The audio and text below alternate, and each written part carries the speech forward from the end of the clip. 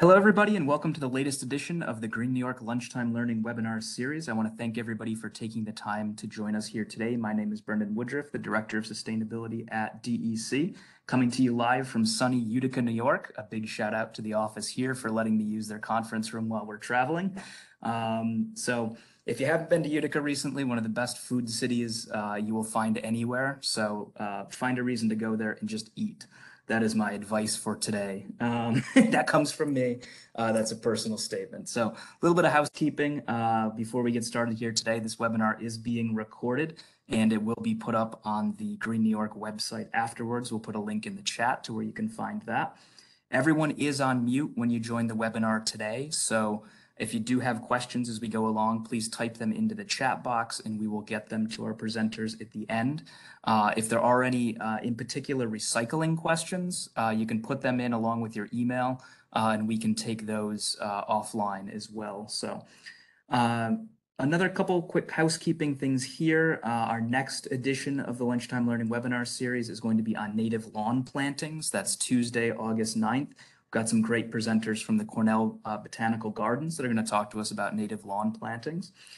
And without further ado, we're going to get started here with our Plastic-Free July special, if you will. This will be wider than just that, but I want to thank both Amy Bloomfield and Kayla Montani from DEC's Bureau of Waste Reduction and Recycling for presenting today.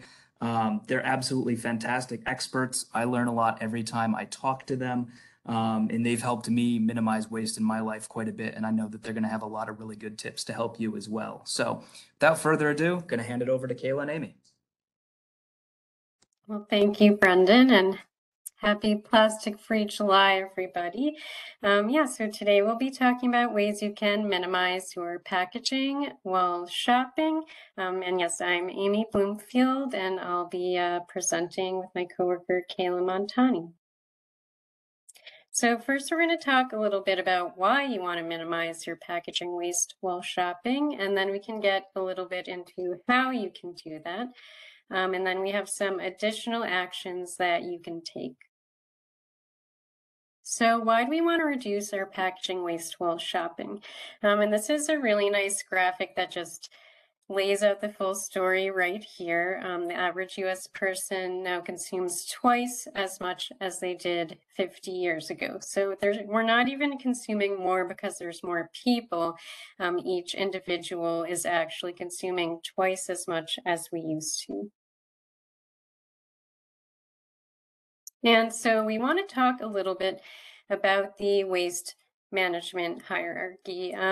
We're really often asked, what's the best option? Should I do this? Should I do that? Should I choose this material or that option? Or, what's the best thing that I can do? And in a lot of the cases, you already know the answer to that if you know the saying, reduce, reuse, and recycle. And so it's not actually, it's just, sometimes said as a catchy phrase, but it's actually a really important waste management hierarchy that you can use as an individual, but that we also use a lot in our work. Anywhere you're trying to reduce waste, that reduction is the most preferred option, and then reuse is next. After that is recycling. And then at the very bottom, of course, is disposal. So if you know reduce, reuse, recycle, you already know that reducing waste and reusing are some of your best options. So today, in the presentation today, we're going to be focusing a lot on the top of the hierarchy, which is reduction and reuse. And we're going to be talking a lot about consumer packaged goods and durable goods. Consumer packaged goods being those things you kind of purchase repeatedly, like food items and toiletries and things like that that come in packaging. And that's a huge industry. So we're going to be talking about how you can make a really big impact by looking at the top of the hierarchy under reduction and reuse. So here's another graphic, and this is from a survey that DEC did in partnership with the University of Buffalo. In New York State, 80% of people think that items with the recycling symbol on them are recyclable, which is not always true.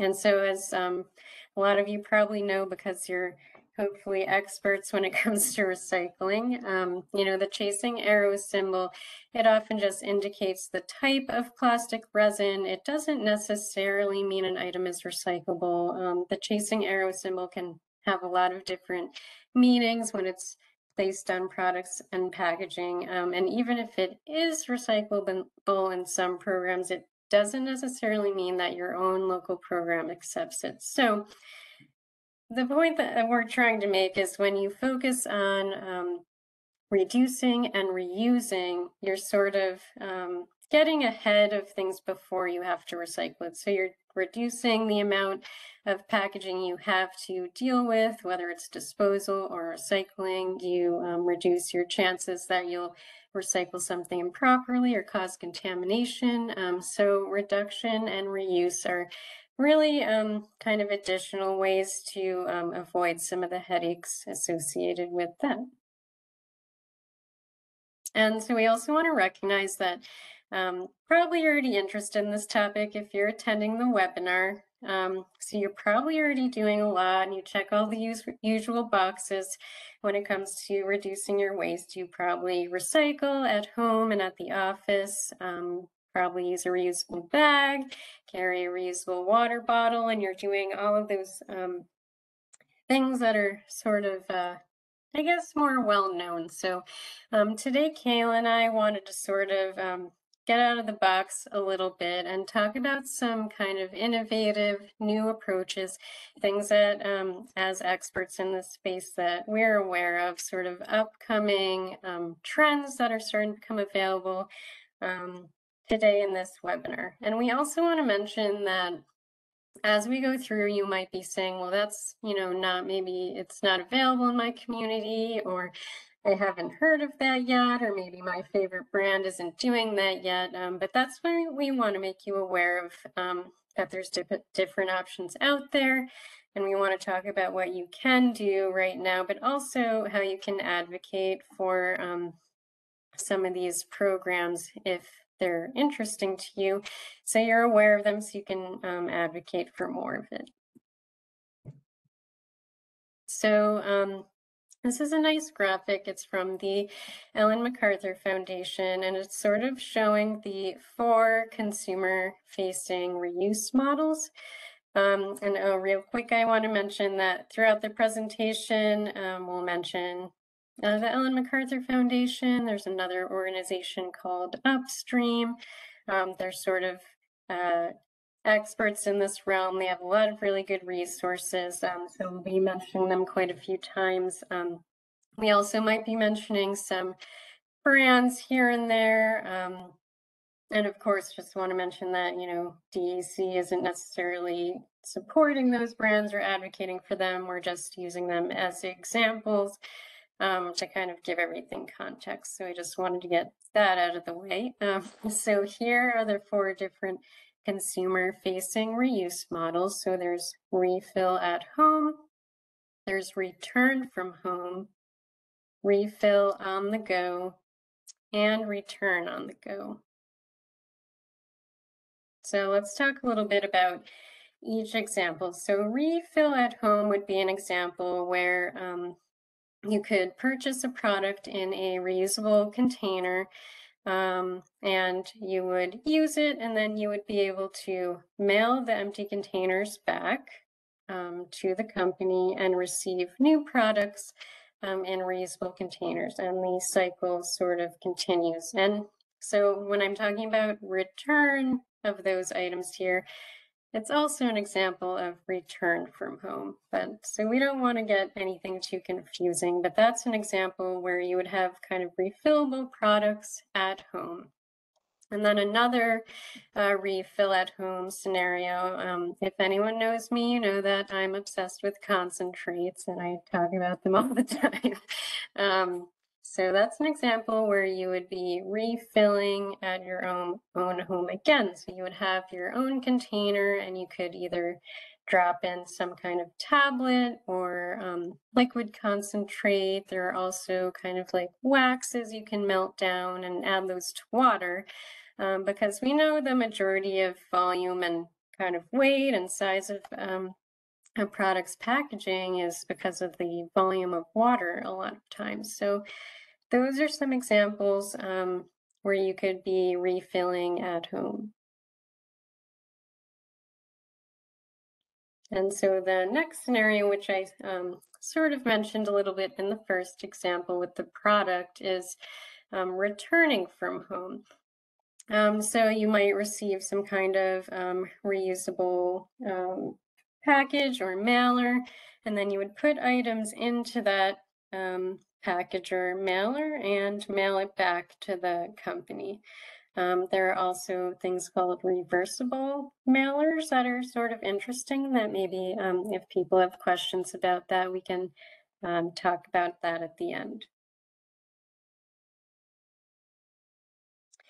So refill on the go is the next scenario. It's probably the one that people are most familiar with. It's where you're walking into a store, maybe you go to the grocery store in the bulk aisle, and you're getting your coffee and your grains, or maybe even liquid soaps or lotions. You're bringing your container, you're refilling it on the go. Maybe you're going to your local farmer's market. You could be exchanging or filling a growler. So this is the one most people are familiar with when they think about refilling and reuse. But we also wanted to mention kind of a newer version of this. We only know of a couple examples on the East Coast, so let us know if you've heard of any or seen this scenario, but it's basically mobile refill stations. So they're sort of like mobile scenarios. So when you're out and you see one, you can refill containers, or there are also these sort of kiosk examples. I know there's one in New York City. So I thought, I wasn't sure if someone was saying something there. So that's another scenario. And then the last one is return on the go. So another sort of newer scenario that we're hearing about is called a return bar. So that's basically where you can order an item and then you can go straight to what's called a return bar and return the item without any kind of packaging. You don't put it in a mailer, you don't put it in a box. You can go straight with the product and return it at a return bar. So you can also look into, if you make online purchases, if the company is using a return bar.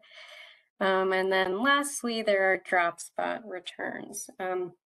So these are scenarios where you could either buy something, maybe you're getting food or takeout in a reusable container, and you could return that to the restaurant or other drop spot, and those are reused and sanitized.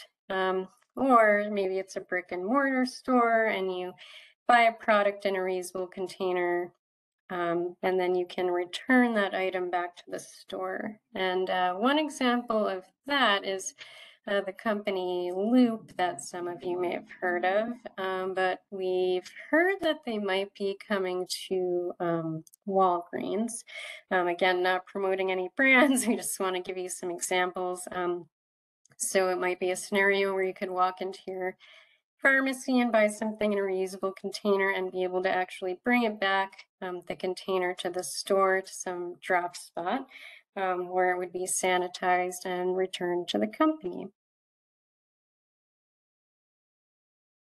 So I know that's a lot to take in. It's a lot to wrap your brain around. And so this is just a diagram showing an example of sort of what we refer to as systems reuse. So it's where reuse is integrated into the entire operation of a product or a business, instead of the consumer, being responsible for, bringing a container from home.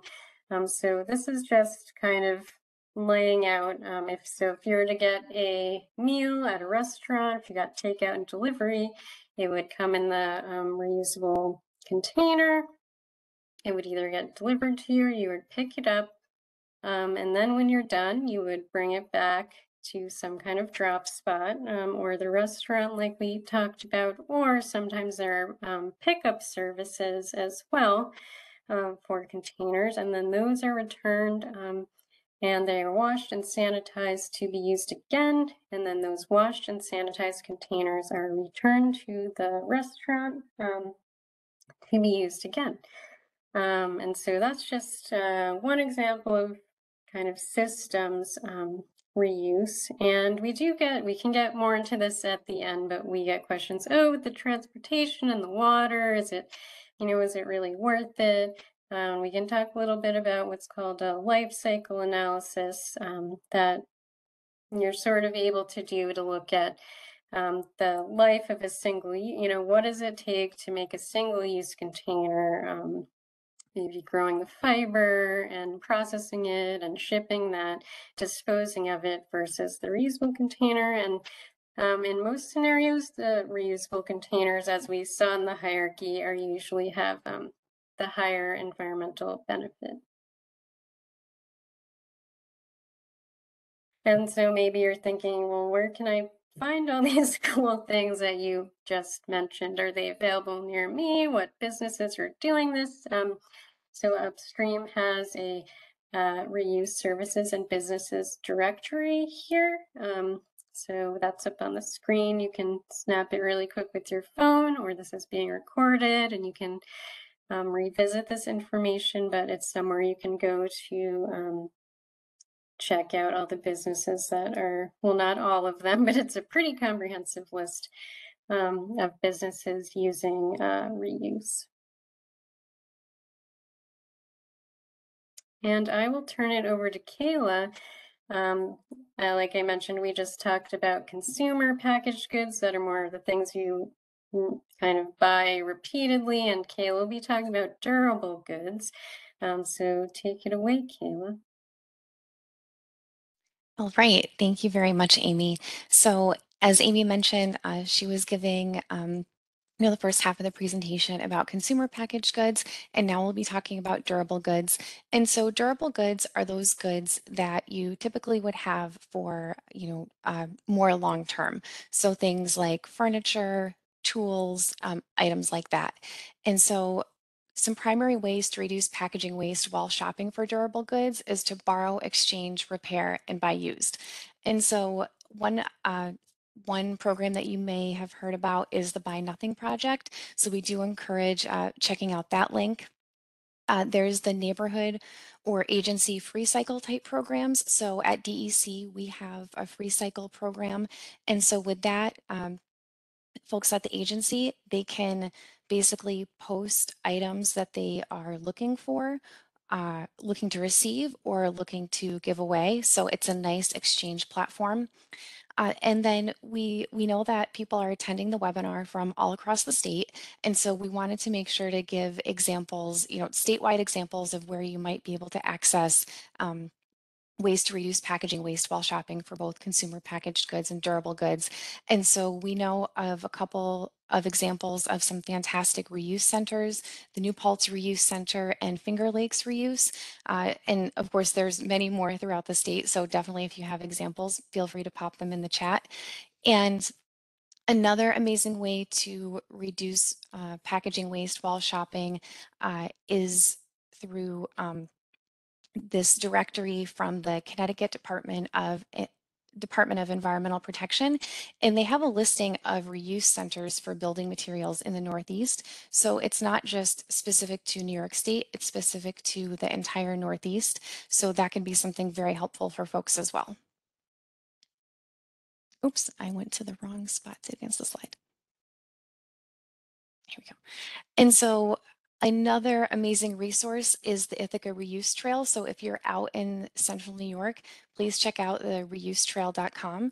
And this covers Ithaca and Tompkins County. It's a secondhand shopping directory, and they have so many amazing stores and resources on here. You can actually, it's so comprehensive that you can actually filter by, category of item that you're looking for. So whether it's furniture, clothing, electronics, sports and outdoor equipment, they have just so many, secondhand shopping options on that directory. And then throughout the state, there are Habitat for Humanity restores. So I know that there's one located in Albany. So for example, I know that the one in Albany, they have everything from furniture to, lamps. They have appliances, kitchen cabinets. So that's also an option. And then we always like to encourage borrowing over buying. And so what is starting to pop up a lot in areas are what's called a library of things. They're starting to become more common, so definitely check your local library for options. And basically, a library of things is kind of a library of items that extends beyond what you would normally check out at the library. So it could be anything from tools to games, AV and electronic equipment. It really depends on, the area, but it's basically a nice way to be able to borrow items without having to go out and buy them. And again, which is a huge way to reduce packaging waste while shopping. And then, a library of things can include tool lending, and then there's also specific tool lending libraries. So for example, the Historic Albany Foundation, they do plan to launch their tool lending library this year. And I know I've seen, on their website and social media, they've been working on and like building their inventory and things like that. And so with the tool lending library, it's specific to tools. And when you kind of think about, how many of your friends and neighbors, a lot of people have a lot of the same tools, right? Everybody's got a lot of people have hammers and ladders and all of those sorts of things. And when you think about a lot of tools, they do come with some sort of packaging. So again, it's a really nice way to be able to reduce packaging waste when you're able to share and borrow and lend those types of items. And as we were, putting together resources for this, we came across a couple of headlines. And so really what these help to do is highlight that, not only are borrowing and exchanging ways to reduce waste, but people realize that they're saving money. And these also involve a really nice community aspect as well. And so of course, we have to make sure to mention repair cafes. So fixing things before buying new is, of course, always a way to reduce packaging waste. And then secondhand sporting goods stores are wonderful to check out as well. Again, when you think about that type of, those types of durable goods and that type of equipment, a lot of it comes with packaging too. So we put a lot of ideas out there, and we do want to cover a few, quick actions that you'll be able to take, beyond some of the items we mentioned. So Plastic Free July is going on this month, so you can visit plasticfreejuly.org to check it out, check out the resources, ways to reduce waste, and sign up for the challenge. And even though, it is July 12th, it's never too late to sign up for the Plastic Free July challenge. You can definitely do it for the rest of the month if you're not doing it already. And then there's World Refill Day. So World Refill Day happens each year in June. So it passed for this year, but in our minds, every day is World Refill Day. So it's never too late to check out ways to reduce, reuse, refill, and repeat. And in terms of the Plastic Free July Challenge, we do always like to mention that, it's excellent to look at ways to reduce all types of single-use packaging. So all types of single-use packaging, whether it's paper, plastic, bioplastic, whatever it might be, it's still single-use. And so no matter the material type, it's really good to try to reduce the single-use items, no matter the material type, as much as possible. Another thing is the reusable splits. So this is not a DEC campaign. It's something run through Upstream, but it's a way to support and encourage businesses that are participating in reuse and refill already, and to provide resources to businesses that you would like to have them start participating in reuse and refill. So there's resources at this link. We always like to remind everyone, if you are going to go out and approach businesses about this topic, always be respectful and understanding of the circumstances they may be under. And then there's the Five Gyres Trash Blitz. Again, not a campaign through DEC, but you can check it out at this link. And basically, it's a data gathering platform, and it's a way to gather data on items that are littered, and it can help lead to policy change. If you're feeling overwhelmed, it's a lot of information and there's a lot of packaging in our lives. So reducing packaging waste while shopping doesn't mean you need to overhaul your life or spend extra money.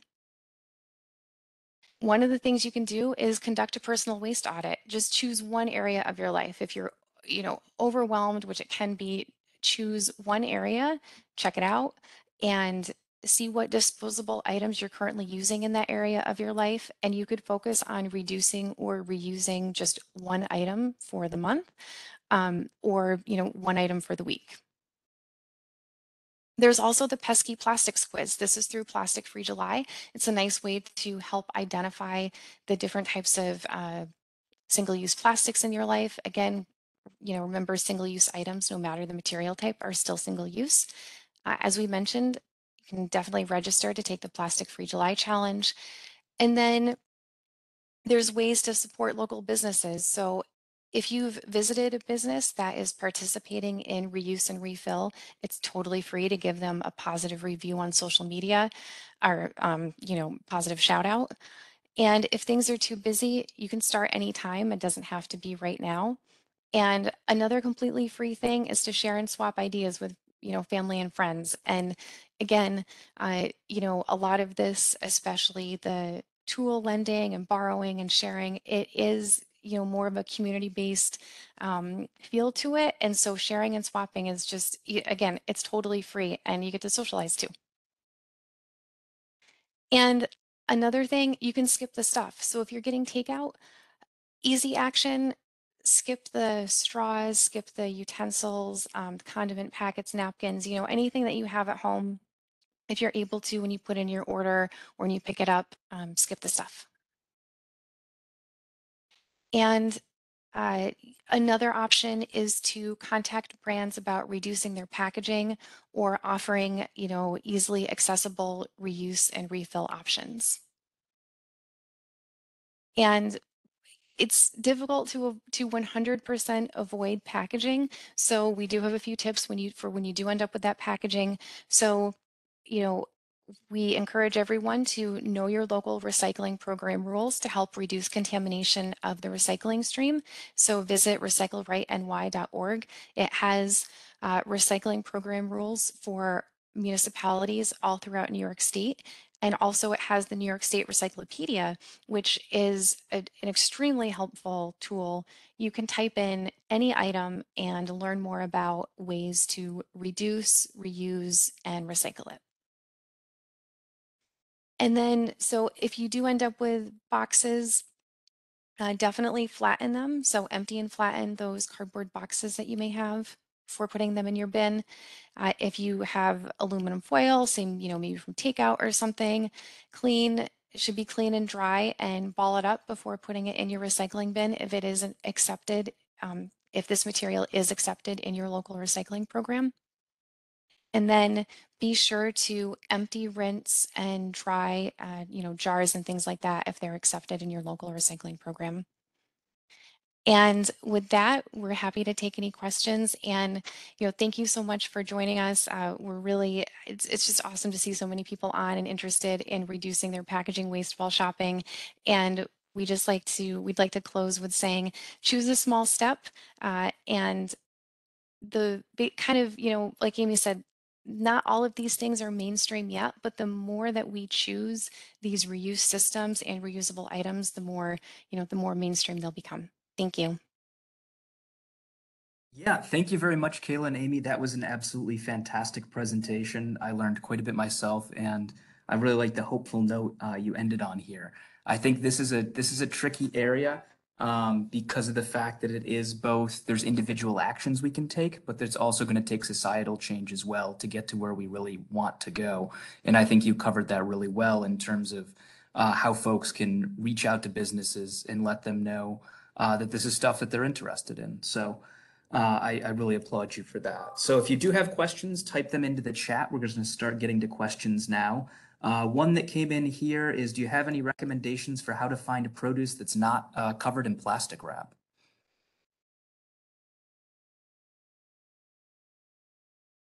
So yeah, that can definitely be tricky. So produce that's not covered in plastic wrap. The first thing that comes to mind since it's summertime is the farmer's market, of course.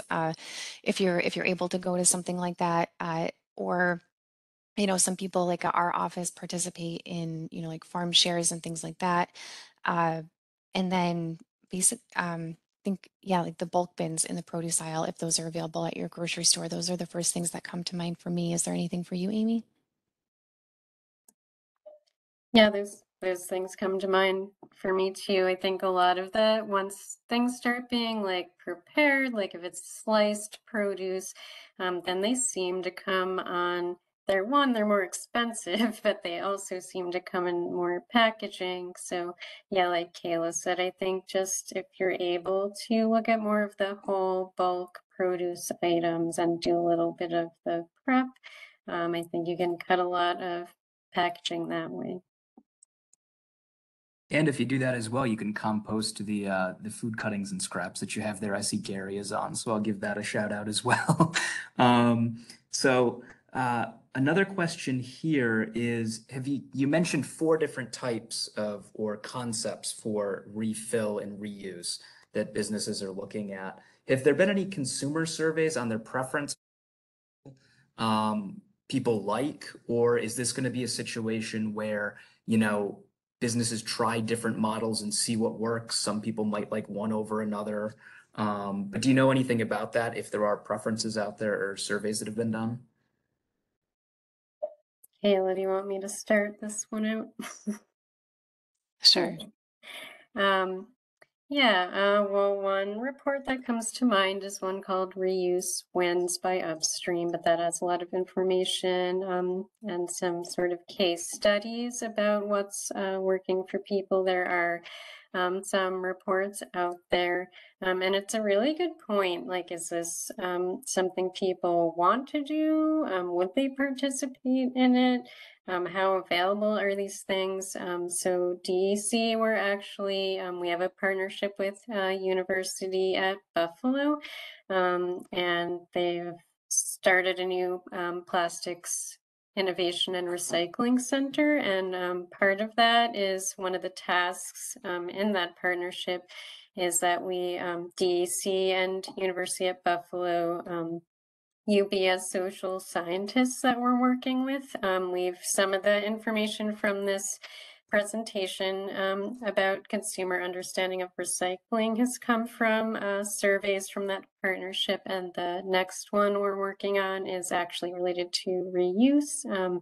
So we're going to be working with UB to kind of put out a survey gauging people's kind of interest and understanding and knowledge and kind of willingness to participate in those types of programs. Kayla, do you have anything to add? Yeah, that pretty much covers it, Amy. The only thing I was going to add is that, convenience is a factor to consider. And so a lot of the reuse systems that are out there really focus on making it convenient to the participants or, customers that are participating in those programs. So it'll be very interesting to see, the launch of the Loop program at Walgreens, because that is in-store based. And so if you're already going to a store, it's that does have that convenience aspect. So that's, a factor in there as well. So we're interested to see how that takes off. And I would also add, like a lot of the return scenarios, it's usually not out of the goodness of the person's heart. Most of the time, there's often some kind of deposit or kind of rewards incentive. Like there's some other incentive for people to bring the containers back in order to, make sure all these containers don't just get lost in the back of somebody's cabinet somewhere. Yep. So another question here is, why are single-use items not able to go in the recycling bin?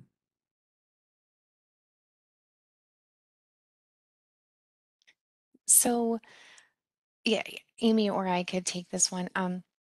So most single-use items, like the utensils, straws, a lot of the typical ones that we think of are ultimately too small to be captured by recycling equipment, or they may not be of a grade of plastic that is valuable for recovery.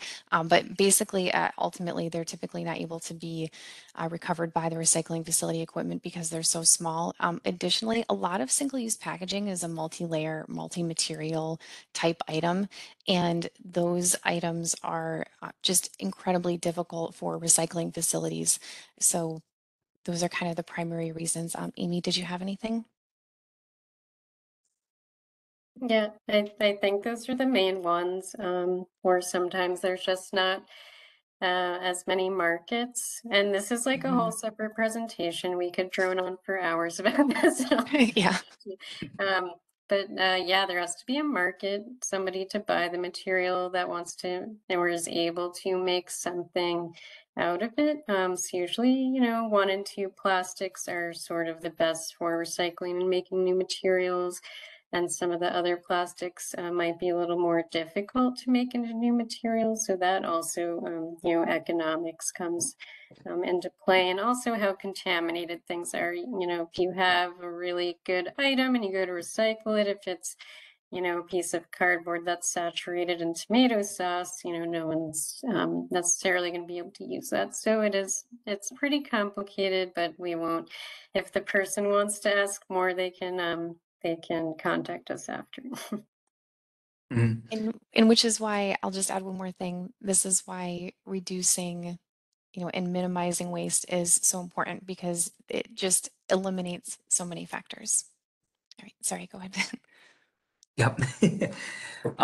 So two other items here that we have questions on. You mentioned growlers before, which covers a number of different beverages. Have you seen any reuse models in the wine industry?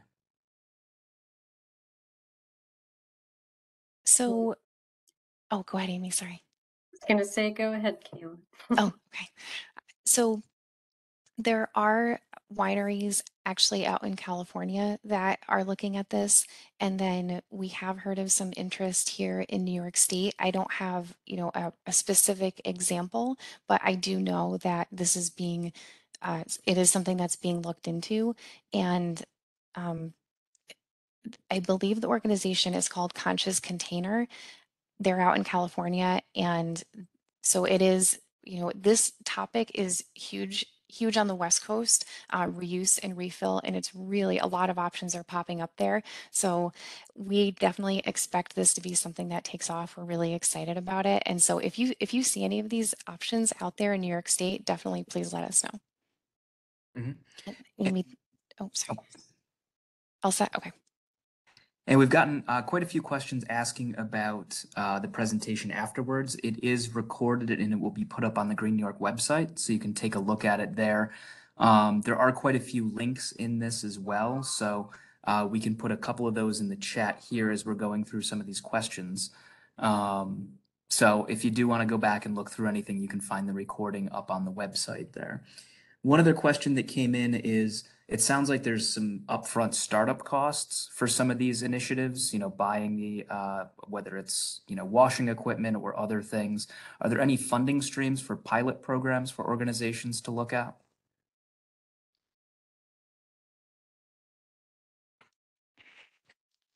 So there are some states actually do have grants available for this, and then there are different private entities or nonprofit entities that also offer grants to help businesses transition from single use to reusables. And if anybody has any final questions here, feel free to put them into the chat box. I've got one more, one for both of you, and that is, what are you doing for this plastic-free July?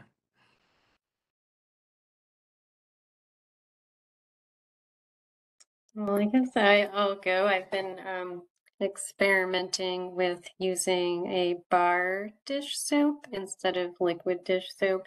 So it's just like a regular soap bar, but it's specifically made for washing dishes. And I like it. I think I'm all in on it. I think I'm convinced that I'm gonna stick with it. Yeah, I like it. I think it depends on if you're using like a brush or a sponge or what you're using on it. I don't want to get too into it, but yeah, I think it's great and I really like it so far. And for me, so as Amy mentioned, she loves concentrates. So I decided to check that out because I've heard a lot about that from Amy. So I'm checking those things out.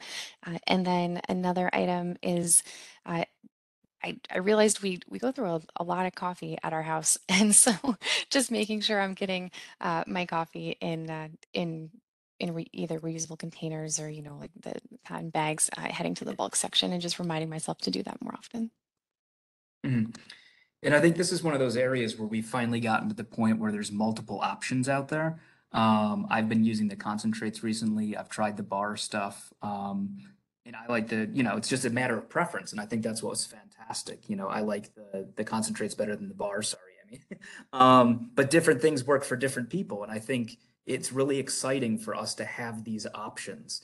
And that's what's going to make it work, as we were talking about before with the different models, is folks are experimenting with different things. So I think find what works for you.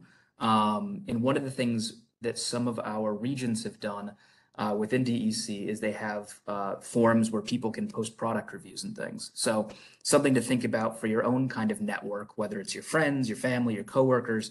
If you try something that really works, let people know about it and say, hey, this really worked for me. Or if somebody else finds something and tries it, they can tell you about it. So that's kind of building that community. And I really liked what you were saying earlier, Kayla, about that community aspect of this, because that's really what's going to allow this to take off. So anything else that you wanted to leave our viewers here today with? Any final thoughts?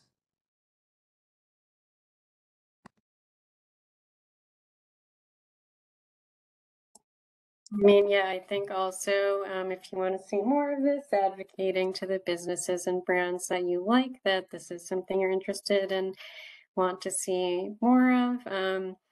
And just every person makes a difference, and I don't subscribe to the idea that um, each individual can make a difference, because we're the ones supporting all these businesses and companies. And so at the end of the day, it's our, purchases and use that are driving all of these things too. So it's a two-way street. It's not just the consumer's fault. It's not just a producer manufacturer's fault. We all have to work together to try to make changes all together. So even making little changes in your own life, I think, make a difference. Yep.